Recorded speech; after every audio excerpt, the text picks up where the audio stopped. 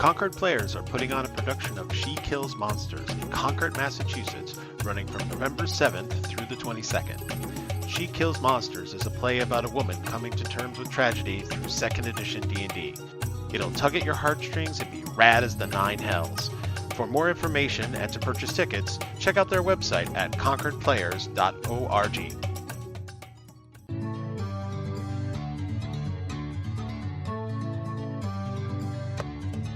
Welcome to the Game Masters Book Club, where great fiction becomes your next great role-playing experience. Today, Michael St.Ayre, Rick Stec, and Mauricio Cordero take on the gonzo American classic, Fear and Loathing in Las Vegas. We digest, discuss, and disagree about how this perspective-bending novel can be brought to the TTRPG space. Serious content warning for drugs, violence against women, and overall terrible behavior. With that, let's head into the desert and into the conversation. Today, we're going to be joined by 3 new game masters, but are all a bunch of awesome folks, and I'm going to have them introduce themselves. This time, we're going to be talking about what is your favorite way to twist reality in your game. Okay, we're going to start off with Rick. Rick, would you care to introduce yourself to the group and tell us about how you twist reality? Hi, yeah, my name is Rick Stec, known on the internet as Dr. Lord Emperor, and I gotta say, twisting reality is probably the most exciting thing about emceeing this little dance that we do in our minds. You literally play not just a god, but gods. And I would say that being able to manipulate the environment constantly, right? That these people are going to be able to rage against and manipulate themselves. And so I love to tweak time.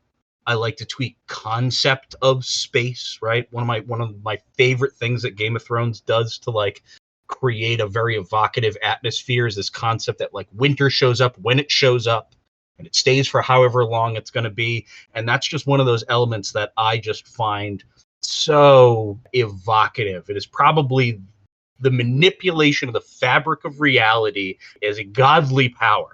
I'm not as a deity because I wear all the hats. I am omnipresent, but I am not omnipotent. I am omnipotent, but I am fallible, right? And it has this sort of very Norse quality to it. So I love just bending the fabric of time, specifically around time. There we go. I can't agree more. One of the best things about being a game master is having that control over the environment and what's happening there. Mauricio, we're going to talk to you next. Give us how you like to twist reality. Preferably gin, and martini definitely means gin martini, or single malt scotch. And the peatier, the better. I'm with you on that one. Taste like like I should exclaim, like, who put a Band-Aid in my drink? That's how peaty I like it. You like Lefroy? Oh, yeah. Come visit Chicago. I know a place where we could get some really good blues and cheap shots.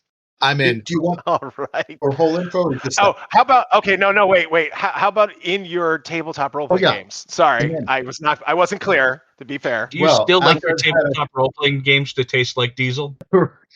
Well, after I've had a few tastes of my special diesel, that usually flips the script. But no, I really like defying expectations. I love like macho kobolds and effeminate barbarians, and just really playing against or assumptions, and just throwing that out at players. And it's amazing when you defy their expectations, how curious they get about the NPC and how attached they seem to become. So that's my favorite way to twist, not reality so much as the status quo. Excellent. Again, a fun thing to do. Like a common thing that I refer to often in my games, the Kobold Paladin that I threw out there a couple times. Speaking of twisting and twisting reality, we are on to Michael. Michael, tell everybody about how you like to twist reality in your tabletop role-playing games. Lying to my players with a straight face. No, you did not find a trap. Classic. That's not a mimic. That's not a mimic. Not at all. No. No, it doesn't appear to something. Nope. You didn't see nothing. Sure, you can try that. That's fine. That's good. That's great. That's always a warning. Sure, you can try that. That's great. As for myself, my main thing that I enjoy doing to twist reality for my players is to change where they are. We talked about definitely changing the environment, but I like to move people around a lot. And when I move them around, that changes not only it's the physical structure of where they are, which can be really interesting, but I also enjoy moving them between cultures that I have within my world so that they can we can almost run the same plot, but it's a completely different story because we're talking about it in a different context. As Rick pointed out, since I'm wearing all the hats, I can make up those things so they don't always know what the correct answer is, particularly if nobody's from that culture in the game, and that can make for really interesting discovery and bias exploration and all kinds of really fun stuff. And actually, I tend to find out a lot about my players as soon as that happens. Present them with a situation, and then usually they go at least 90 degrees off of where I thought they were going to go, which is, I think, the best part of game mastering is watching them do something I had no plan for, and now we will just move forward and we'll do our best. So that's twisting reality and the introduction of our game masters. Not to pull the beaded curtain back too much on this on our new listeners have just gotten into the session, but we talked a little bit about what we were going to do before we actually did it the other day and twisted this initial question around. And I feel now a little underdressed. Like, I feel like you answered that question really well. We're here to talk to the folks and see what they have to say. And the best thing, as I mentioned the other time, is that there is no wrong way to be a game master. And that's the best part. And there's no better way. So underdressed is just a state of mind, baby. And let's be honest, underdressed is what is definitely a good part of this book that we're going to be talking about here today. Right, so this is the part of the show where I give my brief summary and you guys get to tell me how off I am about my review. And since I was the only one of this group who hadn't read this book beforehand, please bring the criticism. This is what we're here for. Okay. It was 25 years ago, close enough to not have read it. All right. A drug-filled, gun-toting, Americanized version of Waiting for Godot. This extended series of even stranger and more disturbing stories about a trip to Las Vegas wields the disgust it generates to excellent effect against the American myth, not to be confused with the American dream, which is what the book is really looking for. Written at a time before people spoke the quiet part out loud, this must have been a perspective-bending literary event for anyone in the 1970s. Now I feel like it's just obvious, given the current climate. Serious content warning for drugs, violence, violence against women, violence against apes, violence against lizards, more drugs, and lots and lots and lots of white male privilege. Other than that, what would you like to add about this particular story? Mauricio, why don't you start? You are technically the scholar among us. Yes. So what did you miss? It's a beautiful road movie. Not a movie. I'm not talking about movies. Book. It's also a movie. It's fair. Road Yeah. Movie. It is a movie. Yes, I don't want to get too off track, but it's a movie. It's a comic book. It's been around in many different forms. I'd say one thing that a lot of people miss is the loving and close relationship that Hunter Thompson had with his doctor attorney, and that man is Oscar Zeta Acosta, who was a writer, a lawyer, and a contemporary of Hunter S. Thompson's. And I've got one of his books here, the autobiography of a Great Brown Buffalo. You guys can't see what I'm pointing at, obviously. It's a podcast. Yeah, it's a podcast. This is an audio show, but you could almost see the cover if you really close your eyes and imagine. He's got a different account and a very interesting account. And I think Hunter Thompson was alluding to race in very in-your-face ways that might today even sound more racist than they actually are. And it's kind of difficult as a funny person or as a serious writer to confront racism without taking a big old sledgehammer to it. And I think that's what he does in, you mentioned the white privilege, but there's also, I'd call it the brown audacity happening in the background. So for me, it's an interesting counterbalance between the whiteness and brownness coming together. I definitely agree. They are quite the pair. and the power of the lawyer is such a huge thing in this, like I said, in this American myth retelling. Rick, do you have anything to add about the story? I mean, I really would piggyback on Mauricio. Sort of, Hunter S. Thompson wrote it. It's got, it's internal, right? It is a seminal watershed moment in postmodernist literature, right? It's kind of one of the first times that like the finger is pushing through the cellophane of modernism and it kind of snaps and is letting a little bit of air through from the future, right? And so it's by him, about him, but in a lot of ways that duo is like a Cerberus. Without those two heads, that mythology really doesn't hold the same amount of water. And I would say that to move the titanic amount of information that is sort of being pulled out of the ether and brought to bear by this pretty small little book, you got to know your shit.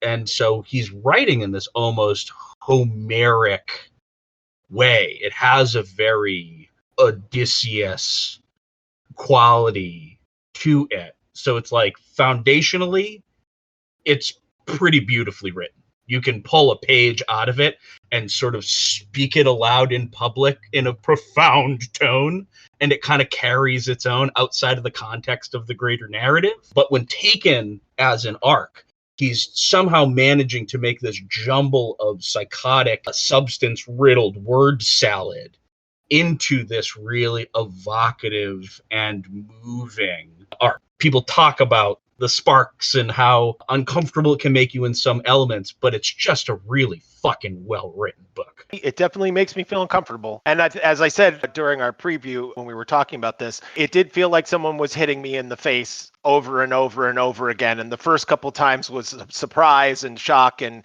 almost laughter at how much it was happening. And then it was painful. And then it was clarity. I don't know, like you get to that point where I'm getting hit in the face, and this is what getting hit in the face is. So if art is making you feel things, this book succeeded, like no question. Michael, what are your thoughts on the book? I'm going to be the standout here, or the dissenting opinion, maybe because I grew up with permanently fucked up parents. And I mean that they were drunk and on drugs most of the time that they were raising me. But I found it trite, boring, and, oh, look how much I can do. Look what I can get away with. I did enjoy the relationship between Hunter and his attorney, Duke and his attorney in the book. But it took me a month to read 157 pages because I disliked it. It was a chore for me. Second time around, or like right out the gate?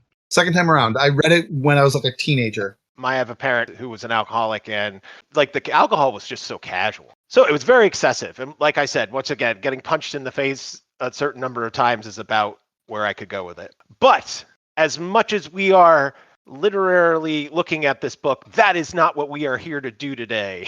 We're here to tell people, hey, this is good fodder for your tabletop role-playing game. Rip the meat off the bones and feed it to our fiction. That is the plan, because that is what we do. We take in art, we internalize it, process it, and put it back out into the world with our own perspective. So if that's what we're going for, then our next step is to talk about if we wanted to tell this story, if I wanted to tell the story at a tabletop, if I wanted to evoke the best possible version of this story among the people who I play with, what system would I use to make that happen?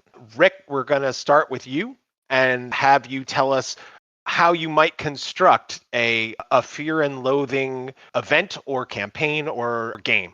Sure. I guess when I started thinking about running an actual Fear and Loathing campaign, I think it's where I kind of chopped it off. I didn't use the colon, right? Yeah. In Las Vegas. I kind of thought, what's the vibe of this? If you don't have like Nosferatu and Bram Stoker's Dracula, you don't get Curse of Strahd.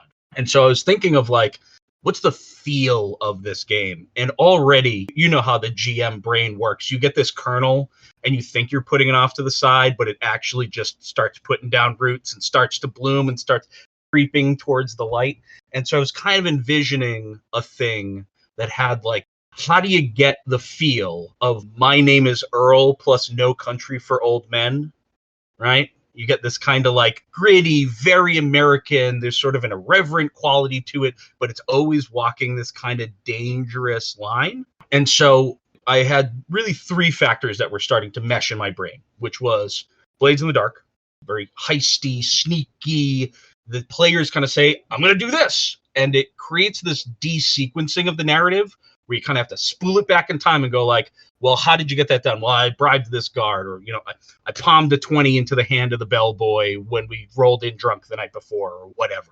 So Blades in the Dark carry a lot of that mechanic, but Call of Cthulhu also sprung to mind because of the sanity meter. And there's this thing throughout the totality of this book that is about maintenance, right? Maintaining an ABV, but also keeping it together.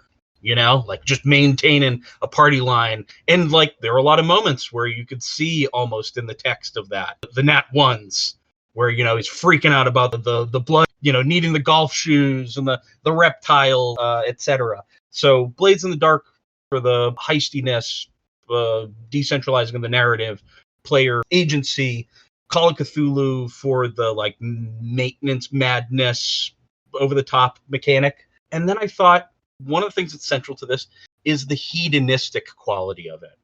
And so I thought, make it a drinking game or take in some elements from drinking games. I immediately thought, I can't remember what the name of it is, but there was a game that we played in college where like, if you made a bad play or you fucked up, the table would like put a restriction on you. And like the one that pops to my head is Little Man, where you'd have to like, every time you took a drink, you had to put the Martian from the table onto your, it was always on your drink. You had to take it off, put it on the table, take your drink and put him back. And I love the idea of having like maybe a stack of, cards that are pre-generated by the players, where if you're playing and you want to like push your luck, you get to like get advantage on this thing, but you got to pull from the deck. And now like you're playing this scene and you're hallucinating that you got a live cobra in your pants, or everybody is got subtitles. You can't hear it, but you're reading the subtitles of the character. Just sort of things like that add, without trying to create the actual story of Fear and Loathing in Las Vegas, this sort of unhinged quality that kind of builds over time as things become more choked with booze and narcotics, and the center doesn't feel like it's going to hold as well. That was sort of my amalgam of parts that I would make into this Gollum homunculus of a TTRPG. Very similar to the book, this Gollum homunculus of a book for sure. I'm going to jump on and do mine next, because you were talking about capturing that living on the edge, trying to get things unbalanced as if you were perhaps intoxicated already.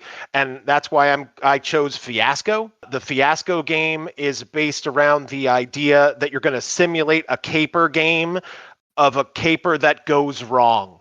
Like that is the whole point, is that you start off with an introduction and then there's a tilt, which means something starts to go, and then there's the aftermath, because eventually things fall through. This is represented by a Jenga tower. So every time you're making a move, you're pulling a brick from the tower and you're stacking it up higher, and it's getting more and more uncomfortable. And as you continue to move through the story, it gets stacks higher, and everybody's being really careful about where they're going to put it. And you can feel that edge of what's going on there, which is really part of what I felt from this book. As you said, this like trying to maintain this balance, which surprisingly held through the whole book. I kept waiting for it to spill over and to become the thing that exploded, and it never did.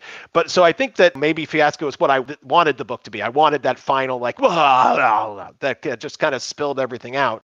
Piggyback on that, yeah, sure. For a second. Yeah, go ahead. Because I think something that really stuck out to me as well when I was trying to port this over, the idea of taking literature and then making it into a game, is that in this world, the presence of violence is a conceptual and not physical act. You're not rolling dice for initiative in combat. It's a resolve action kind of a thing, not a I hit you, I do 10 points, you hit me, I do 5 points kind of a thing. The end is always there, but it is never actually there. So there's never any punishment for what you do, but the threat of being how you are is always over your head. The good news for folks who might want to do this for Fiasco is that there is a awesome website that has playbooks for basically for any movie that you can think of that has this kind of setup. You can play a fiasco game based on pretty much anything. I didn't find one that was specifically Fear and Loathing, which was a little surprising, but there are hundreds of free ones throughout the web. I did get one from one of our other GMs, Petra Jackal, who's been on the show before. She is a fiasco expert, and she sent me a link. That link will be in the show notes. And there is within that link a playset called Vegas Baby, which I read through a little bit of what I could see on the free. I didn't buy it. I just read it and I was like, oh yeah, this is probably pretty close. So I guarantee you can find a playbook for Fiasco that's going to fulfill your needs on this. Let's jump over to you, Michael. What is your mechanic? I'd probably do some weird homebrew of Paranoia and a game no one's ever heard of called Hole, Human Occupied Landfill. It was first published by White Wolf's adult imprint called Black Dog. And literally, the premise of the game is that you have been incarcerated on a landfill planet. So you pick up things and make them work, or not. And then Paranoia, because that game did an amazing job of keeping the players wondering just what was actually happening over their heads. You said landfill planet. Mauricio, I thought bitch planet, because I know you talk a lot about graphic novels all the time, and I was like, oh, bitch planet would be a perfect combination to play in that. Okay, but we're getting off topic. But it is you, Mauricio, who is next. Mauricio, what is the game mashup thing that you might pick in order to bring Fear and Loathing in Las Vegas to your tabletop? First of all, if you do bitch planet, please invite me back. I would love to gamify that. And it's a book I've taught to my students for years. And speaking of books, plural, so I think I'm leaning towards Mörkborg by Ellie Nielsen and Johan Norp as the root of my adaptation of the book to a TTRPG. But I'm also thinking about Beyond Fear and Loathing in Las Vegas, Hunter's other books, Fear and Loathing on the Campaign Trail 72, which covers that train wreck of a campaign of Nixon, The Curse of Lono, Hell's Angels. And if you start to expand the book a little bit beyond just Fear and Loathing, I think there's makings for a larger world that would go well with board rules, because there are mechanics, but there is no game balance, right? They are up against attorneys, and often they're reminiscing about like what's going to happen if we get caught. And there wouldn't be any balance, but there could be a lot of interesting gameplay if you had certain character traits like, well, just as a little thought experiment, I thought, well, what classes would we bring to a game like this? And I thought, journalist, attorney, photographer, illustrator, and a thug, biker might be some good starting classes. And just seeing how their different roles in Fear and Loathing, but also the other books operate. The journalist is getting by on his per diem and trying to milk as much money from the publishers as he can so he can go on spending sprees. The attorney trying to maneuver things, the illustrator capturing the moment, and just a great opportunity for some baddies too. You've got the leeches, the bats, the lizards, the Manson family. The menace is always pulsating somewhere in the background there, and a lot of territory for great NPCs as well. Hitchhikers, hoplongs, and all these things I think would make a very interesting Mörkborg adventure. And I thought of like this Deus Ex Machina that kind of comes up now and again in Hunter's books, where he just gets saved at the very last moment, whether it's a dwarf bringing a pink telephone out to poolside, or him getting another assignment. And those could operate much like the omens do in a Mörkborg, buying you an extra roll, extra time, hope where there is none.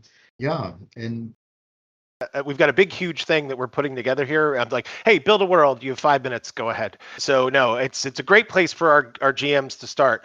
The thing that I wanted to bring up that is related to this, it's clear that Fear and Loathing has had an effect on the gaming community as a whole, because I went looking to make sure that there wasn't a Fear and Loathing in Las Vegas role-playing game, because one of the conceits of the podcast is that we won't do something that already has its own role-playing game. But it turns out that there are a lot of titles that have Fear and Loathing in it that clearly reference Hunter S. Thompson's work, like Fear and Loathing 77 by the White Wolf Group. That's part of the Vampire series. There's a whole thing that is a take on that, but vampires. Fear and Loathing is the title from a supplement for the Aberrant superhero game, where the anti-superhero group is described through an example of gonzo journalism, which is obviously, again, Hunter S. Thompson. And then there's a whole Fear and Loathing in Blueseven, which was a Hackmaster take on a D&D attempt at this, but it wasn't specifically the elements. I think it just stole the name to make it sound cool, because I think a lot of gamers have either read this or at least have heard of it and like this kind of aesthetic, this reality warping part to this story. It's like you imbibe the sacrament and go on a spirit journey. That's kind of the core of this thing. It's, it's the Green Knight. There we go. All right. Well, speaking of imbibing, what are some things that you would like to take in to your own games? What sort of portable individual items, as opposed to like trying to run the whole thing? What would you like to steal from this and put into your own game to make it richer, to make it better? Michael, why don't you start us off with an example? The concept of the iguana, the thing you can't quite shoot, you're not sure if you should, that would just tickle the little bones in my brain. Just the idea of these little Technicolor, these little things that the players see but don't know what to make what of, and never giving them an explanation. Exactly. Just leaving it out there. Amazing. Mauricio, would you like to take the second chair again and with some portable? Two things that I would do. I can't remember now. I'm spacing out. Someone urged their players, or it was an essay or something, or it might have even been from Scum and Villainy, to run your PCs like you'd run a stolen car. Run it to the ground. And I'm thinking car rentals. All right.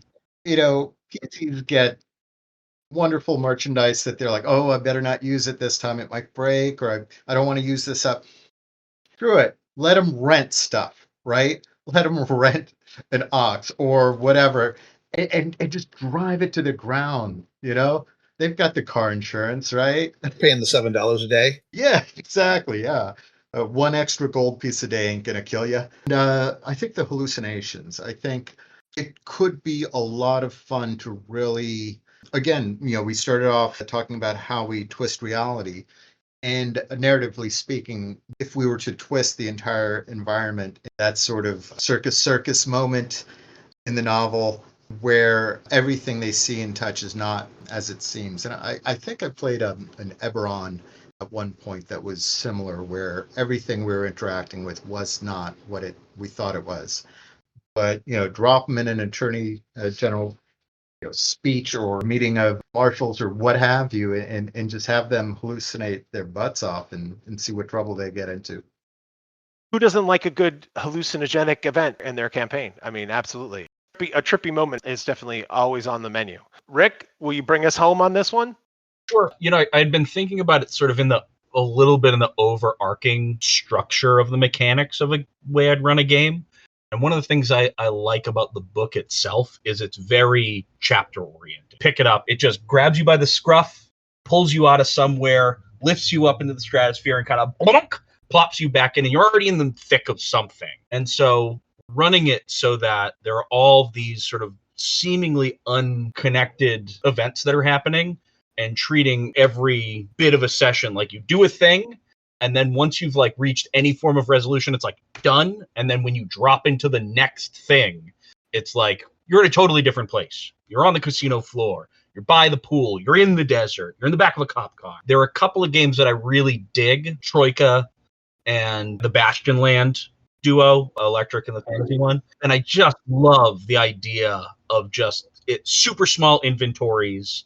You roll a die at the beginning of whatever little session segment, and you got a crowbar. and you've got a tape recorder and 2 batteries. Having it so that your resources are not throttled, but there's so much in this story about these guys having that knife, right? The knife that like appears and is this menacing character. And it's not continuous through. It's not like when you're playing, 5e, you've always got your long sword by your side. It's sort of an omnipresent thing that you anticipate.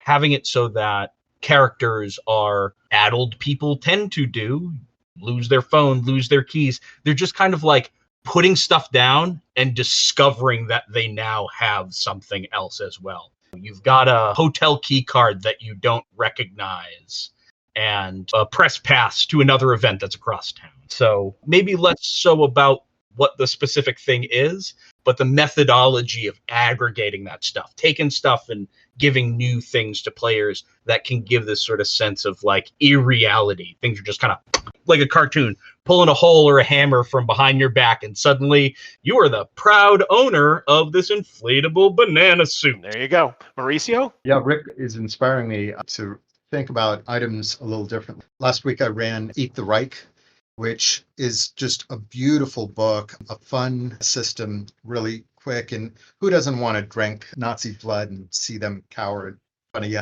as you turn vampire all over their asses? But they do have a mechanic that encourages you to use up your equipment. You get a bonus dice at the final usage of that equipment. And combining that with what Rick just described so eloquently, you just have like a shelf life for that thing, that knife. It's going to fall out of your hands. It's going to whatever. You're going to mistake it for papaya, whatever. And just get those characters to dump stuff and pick up new stuff and make items matter. Make items that aren't +1 swords, but have stories and interactivity and fun. And that was the big takeaway from Eat the Reich for me, was just making items fun again. And to continue to piggyback off of what you said, Mauricio, when you were talking about using up the items, like really like running them into the ground, the thing that I liked and went down the rabbit hole on in this for the portable was the Mint 400 rally that happened. And I think it would be great if you didn't give the characters an item, but you like rented them whatever the particular traveling machine that they were going to be on, and how they could just hammer all of those into the ground and have that constant running event that would happen. I think that as a one-shot thing that you could drop into a game, that rally would just be really fantastic. And even more so if we could use both the run into the ground method, and also while you were in the middle of it, this sand and smoke and diesel fumes and all this stuff, all of a sudden you'd be randomly remembering you had a thing. That would continue to add to that irreality of the situation. We're on to media recommendations. So if you enjoyed this book, or even if you didn't and you wanted to get a similar vibe from a piece of literature, I'm going to ask you guys to make some suggestions. I know Michael said he was the outlier, but I definitely feel like I was perhaps the most uncomfortable with this book, and I have read the least about this. I'm probably just going to make some recommendations that you would find on the internet. So, and I'll let you guys hit it with a little bit more interesting things. But my recommendations are Clockwork Orange, Anthony Burgess, Waiting for Godot, Samuel Beckett. I mentioned it already. I think Waiting for Godot is an excellent way of going with this. And to a certain extent, The Boys by Garth Ennis. This idea that there are no consequences continues for a very long time in The Boys. So those are my 3 main recommendations to get the closest to this feeling that Hunter S. Thompson has presented us with. But I'm going to ask Mauricio to go first and give us his recommendations. Yeah, definitely more Hunter S. Thompson. Hell's Angels, Curse of Lono, I think I mentioned all these. And Oscar Zeta Acosta, he has a very similar style. So he's referred to as the Samoan attorney, but actually was a Mexican attorney. And Autobiography of a Brown Buffalo is an excellent choice. If you're into Beckett, I'd also pitch Endgame as a very interesting post-apocalyptic thing. And yeah, just too many things to reference. Perhaps Mark Lehner, Tooth Imprints on a Corn Dog, or My Cousin, My Gastroenterologist. The book, John dies at the end. The movie didn't capture it at all. And I've just been, having, I know you already did this on your show, but I've been having a great time going through the Cinnamon series, Dungeon Crawler Carl, which has a lot of this book in it, I think, as a kindred soul. I just finished book 5, and my wife is on book 6. Waiting for her to wrap that up so I can steal it and we don't overlap each other. Michael, you want to tell us your recommendations? Sure. I mean, I've got two. So the first would be the Illuminatus trilogy by Robert Anton Wilson and Robert Shea. They are a mind fuck in print. You will not walk away from that series of books being the same person. The other, although it is not connected in any way, shape, or form, except maybe some of the writing style, is the Amber Chronicles by Roger Zelensky. Roger Zelensky. One of those words you've never heard but only seen, especially when talking about going through the shadows. There's a certain style of the prose that really fits in. Awesome. Rick, you can do it. You want to wrap this up here? Sure. I would think the most nail on the head, because they are definitely trying to not just channel him, but literally recreate him in the future, is Transmetropolitan by Warren Ellis. Just Spider Jerusalem is just like, what if you pluck him out of the 70s and put him in like postmodernism, late capitalism, taken to its absolute zenith. People in the street are being crushed by the corroding dongs falling off of Atlantic mech bots that have rotted into the coastline, and like every form of nasty, virulent, digitized nanobot corruption you can possibly imagine, and then some you haven't, encapsulated in a beautifully wrought. Like, I love cracking open a book. I feel like I ingest more of the concept out of it, but like images and text together, when they're meshed the way that like you get that Byzantine lace that is woven out of pubic hair that is Hunter S. Thompson's writing style, but then actually seeing it represented incredibly in the images of the artist whose name escapes me, and I suck for that. Transmetropolitan, great graphic series. I think it's also by Image. And Thomas Pynchon's Inherent Vice. I felt like the book was great. It doesn't have the same sort of floweriness. It is a little bit more like staid, but sort of that drug-fueled, very introspective looking, coming out of darkness to an internal truth. If you are going to read it, there's also a movie that came out in 2014. Joaquin Phoenix was the lead in that, and there's a whole Josh Brolin's in it, Martin Short's in it. It's kind of a star-studded cast. It was a pretty awesome movie. And lastly, I'd say the soundtrack for all that, Dead Kennedys, Fresh Fruit for Rotten Vegetables. It's the oldie but a goodie, but it kind of carries that irreverence and just like shaking your fist at the powers that be, throwing change in the face of a cop. It just kind of has that got that vibe. I lean towards the Butthole Surfers. I think that definitely Dead Kennedys. But if you've got a tape, make them an A side or a B side. Choices, Mr. Bungle. Okay, so we've talked about the book and we've talked about you guys, but let's talk about the future and things that are going to happen in this reality or the next. We'll start with you, Rick. Have you go forward. Is there anything that you want to plug or recommend to folks that we haven't done here? Tell the people what they need to know.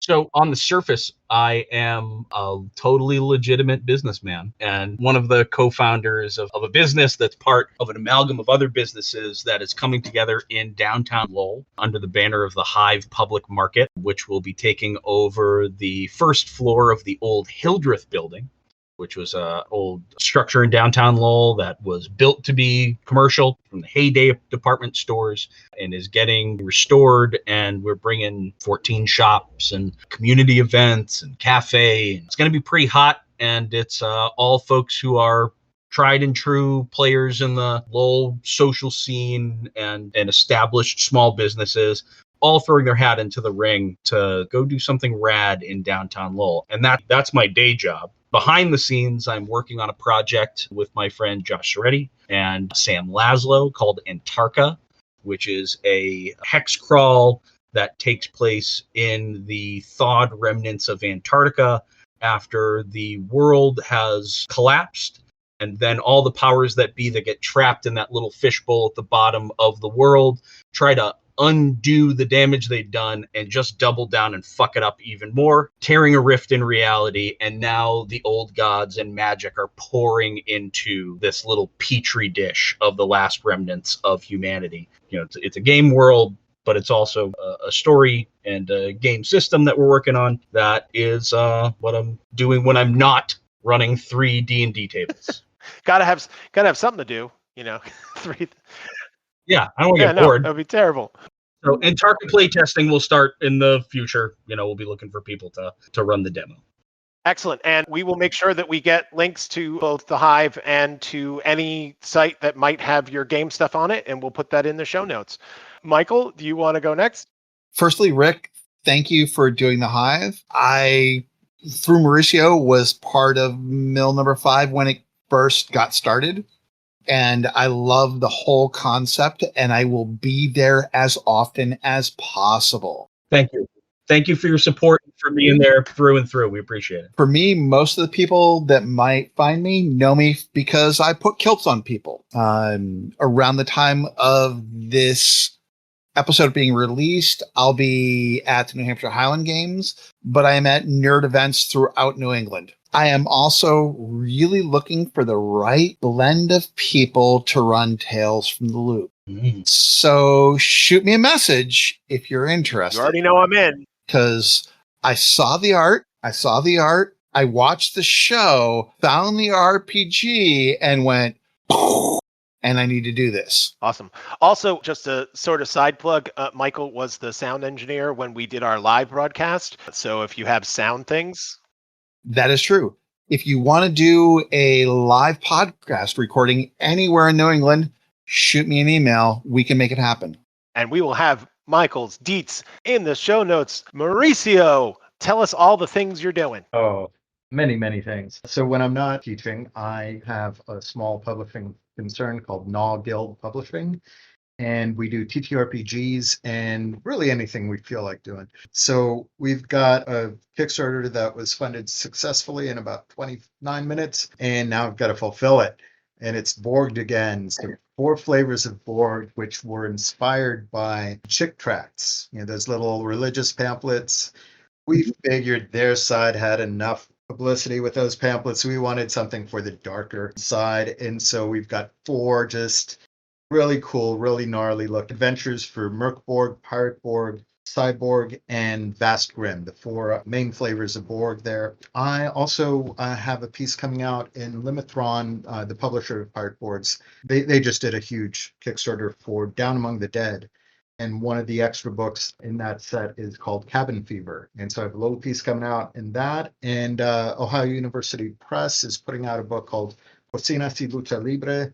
And that will have, I think, a 6-7 page, I can't remember. That was so long ago when I finished it. Comic of mine in that anthology collection with a bunch of amazing people like Raul III and just on and on. It's just a who's of Latinos in comics.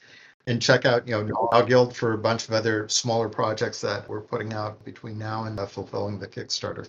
Nice. And you will send me the links so we can put them in the show notes. That goes for everybody, right? You guys send me links and we'll be all set. Anything last minute you guys want to tag in, talk about that we haven't put in, you want to say? Hey, Eric. Hey, what? Thanks for this concept. I've been enjoying it immensely. It's a ton of fun. These are the things I like to talk about, and I like to talk about it with very creative people, and you guys are amazing. So thank you very much for bringing all of the wisdom, charisma, intelligence, whatever stat you feel is your best. Thanks for bringing it all, because you guys brought your best. This was the best one yet. Each one's the best one yet. It's fantastic. We emerge from Hunter S. Thompson's Fear and Loathing in Las Vegas, changed and ready for our next long, strange trip. Thank you to our gaming spiritual guides, Mauricio Cordero, Michael St.Ayre, and Rick Stec, for keeping us safe while we roamed that desert. Be sure to tune in when these 3 return to the book club to discuss Bitch Planet, Kelly Sue DeConnick's award-winning dystopian sci-fi graphic novel. And check out our first graphic novel episode and our next episode in 2 weeks, when 3 new game masters explore Kurt Busiek's Astro City and discuss how best to bring this unique comic book world to your tabletop. You can find a complete transcript of today's discussion, as well as links to all of our podcasts at k-squareproductions.com/GMBC. You can learn about upcoming episodes on our social media on Blue Sky at gmbookclub.bluesky.social, on Facebook at Game Masters Book Club, on Mastodon at Game Masters Book Club, and on Instagram at Game Masters Book Club. If you've enjoyed the show, please like, subscribe, and comment on our episodes in your chosen podcasting space, and be sure to share those episodes with your gaming community. Thank you so much for listening. You've been listening to the Game Masters Book Club, brought to you by me, Eric Jackson, and K-Square Productions. Continued praise and thanks to John Corbett for the podcast artwork and Otis Galloway for our music. Later, gamers, and to paraphrase the great Terry Pratchett, always try to be the place where the falling angel meets the rising ape.